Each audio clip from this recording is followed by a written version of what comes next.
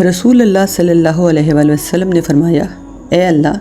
میں نے تجھ سے ایک وعدہ لیا ہے، قبولیت دعا کا وعدہ، جس کی تو ہرگز خلاف ورزی نہ کرے گا۔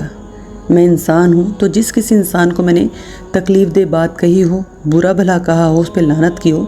اسے کوڑے مار دیے ہوں، تو میرے فعل کو اس مظلوم کے لیے قیامت کے دن سبب رحمت و مغفرت اور ذریعہ قربت بنا دیں۔ یہ ہے حقوق العباد کی اہمیت کہ اگر کسی کو بالفرض ناحق ایذا دی ہو، مارا ہو اور متعین طور پہ معلوم نہیں کہ اسے جا کے معافی مانگی جائے، تو اس کے حق میں پیغمبر صلی اللہ علیہ وآلہ وسلم ہمیں یہ دعا سکھا رہے ہیں کہ اے اللہ، اس کی مظلومیت کو مغفرت کا ذریعہ بنا دے۔ ہمارے ہاں تو یہ حال ہے کہ لوگوں میں حقوق العباد کا شعور ہی نہیں ہے کہ یہ کس قدر سخت معاملہ ہے۔ اللہ پاک فرماتے ہیں کہ میں چاہوں تو بندوں کے حساب میں اپنے حق معاف کر سکتا ہوں، لیکن بندوں کے بندوں پہ حقوق میں معاف نہیں کروں گا۔ یہ معافی ہر شخص کو خود مانگنی پڑے گی، اس شخص سے جس کی اس نے حق تلفی کی ہے۔ اب اس میں اس کی اولاد، رفیق حیات، والدین، بہن بھائی، دوست، حتیٰ کے ملازم بھی ہو سکتے ہیں۔ یہ معاملہ اتنا آسان نہیں ہے۔ دوسروں کے رویے، لہجے، انداز گفتگو، باڈی لینگویج اس قدر زہریلے اور ناقابل برداشت ہوتے ہیں کہ انسان کا دل پھٹنے لگتا ہے، اور اس کے رد عمل کے طور پہ بندہ یا تو جوابی کارروائی کرتا ہے، جس میں سخت الفاظ میں جواب دینا، غصہ کرنا، اور اگر یہ کرنا ممکن نہ ہو تو دل میں کینہ، بغض اور غصہ رکھتا ہے، یا پھر اس سے قطع تعلق کر لیتا ہے۔ اب اللہ رب العزت تو یہ فرماتے ہیں کہ دلوں کو جوڑ کے رکھنا ہے، ایک دوسروں کے ساتھ جڑنا ہے، کٹنا نہیں ہے۔ ان حالات میں یہ سب کرنا بہت مشکل کام ہے، لیکن صرف اور صرف اللہ تعالیٰ کی رضا اور محبت میں یہ سب کچھ کیا جا سکتا ہے۔ اگر ہم اپنے ایک دن کے معمولات پہ غور کریں تو اندازہ ہو جائے گا کہ ہم اپنے ارد گرد کتنے ہی لوگوں اور رشتوں کے ساتھ بھول چوک میں کتنی ہی زیادتی کر جاتے ہیں۔ کسی بات پہ غصہ آ گیا تو اسے کچھ بھی بول دیا، یا ملازم کو سستی کرنے پہ جھڑک دیا، بچوں کے لاڈ پیار کے جواب میں اپنی ذاتی پریشانی کی وجہ سے ان کو پیچھے ہٹا دیا۔ میاں بیوی کے تعلقات میں بھی اونچ نیچ ہوتی رہتی ہے، اور اگر تو ہم جوائنٹ فیملی سسٹم میں رہ رہے ہیں تو معاملہ اور بھی نازک ہو جاتا ہے کہ ان سسرالی رشتوں کے حقوق بھی تو ہم پر لازم ہیں۔ ہمارے ارد گرد رہنے والے لوگ جو اصل میں ہمارے حلقہ احباب ہیں، ہر شخص ہم سے کچھ نہ کچھ توقعات رکھتا ہے۔ کئی دفعہ کسی کے مسئلے کو سن کر اس کو تسلی کے ایک دو بول دینے سے دوسرے کی اتنی ڈھارس بن جاتی ہے جو ہم سوچ بھی نہیں سکتے، کیونکہ اپنی زندگی کے مسائل کا سامنا ہر ایک کو خود ہی کرنا ہے اور خود ہی ان کو نمٹانا ہے۔ ایسے میں صرف ہماری مورل سپورٹ بھی بہت معنی دے سکتی ہے۔ ہر شخص آج اپنی پریشانی میں گھرا ہے، کسی کو معاشی مسئلہ ہے تو کسی کو نفسیاتی، کسی کو صحت کا مسئلہ ہے تو کسی کو سماجی۔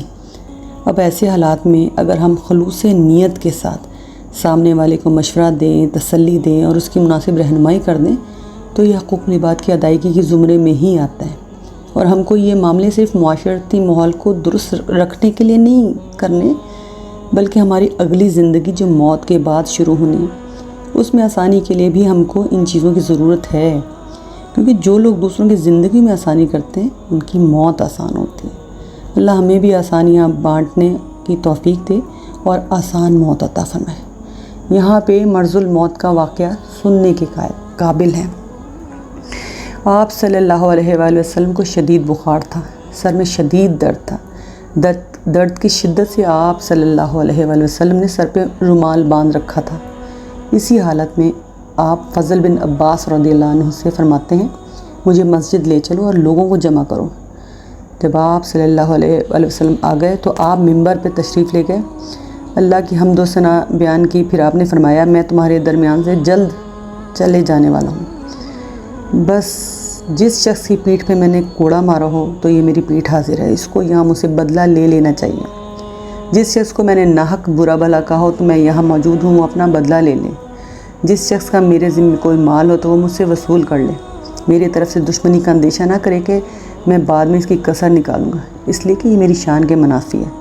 مجھے تم میں سب سے زیادہ محبوب وہ ہے جو مجھ سے اپنا حق دنیا ہی میں وصول کر لے، یا پھر خوشی خوشی معاف کر دے، تاکہ میں اپنے رب کے پاس خوش جاؤں۔ اے لوگوں، جس نے کسی کا حق دبا لیا ہو تو وہ صاحب حق کو اس کا حق لوٹا دے، اور دنیا میں رسوائی کا اندیشہ نہ کرے، ورنہ پھر آخرت کی رسوائی کے لیے تیار رہے، جہاں کی رسوائی دنیا کی رسوائی سے سخت اور شدید تر ہے۔ نبی صلی اللہ علیہ وآلہ وسلم جو سید الانبیاء ہیں، رحمت العالمین ہیں، جنہوں نے ہمیشہ حق کا ساتھ دیا اور ناحق کی مذمت کی، جن کا خلق قرآن ہے، جو اپنے گھر والوں کے ساتھ سب سے بہترین سلوک کرنے والے ہیں، جن سے مخاطب ہوتے ہوئے ان کے اصحاب کا تقیہ کلام تھا، یا رسول اللہ صلی اللہ علیہ وآلہ وسلم، میرے ماں باپ آپ پہ قربان، جو جن و انس، حیوانات، نباتات و جمادات کے لیے رحمت بنا کے بھیجے گئے، جنہوں نے ایسا اسلامی معاشرہ و تہذیب و تمدن کی بنیاد رکھی جہاں انسان اور انسانیت اپنی معراج پہ پہنچی، وہ عقائد و جہاں حضرت محمد مصطفیٰ صلی اللہ علیہ وآلہ وسلم، میرے ماں باپ آپ پہ قربان، وہ فرماتے ہیں کہ آج دنیا سے جانے سے پہلے اگر کسی کا حقوق العباد میں کوئی حق مجھ پہ رہ گیا ہے تو وہ ابھی دنیا میں مجھ سے لے لے، کیونکہ آخرت کے معاملے بڑے سخت ہیں، وہاں لوگ ایک ایک نیکی کے لیے لوگوں کے پاس بھاگے پھریں گے اور کوئی اپنی ایک نیکی دینے کو تیار نہ ہوگا۔ آج ہم اپنے ارد گرد لوگوں کو منا سکتے ہیں، ان کے دل اپنی طرف سے صاف کر سکتے ہیں، لیکن ہماری توجہ ہی نہیں ہے۔ ہماری نام نہاد انا، عزت نفس نے ہم کو کسی کے سامنے عاجزی سے اپنی کی ہوئی زیادتیوں کے اعتراف سے روک رکھا ہے۔ خدا را جلدی کیجیے، اپنے ارد گرد لوگوں کے حقوق میں کمی بیشی کو یہاں پر دور کر لیں، یہ نہ ہو کہ مہلت ختم ہو جائے اور ہم ویسے ہی ہاتھ ملتے رہ جائیں جیسے کتنے بے شمار لوگ آج قبروں میں پڑے اپنی غفلت اور سستی پہ نادم اور پریشان ہیں۔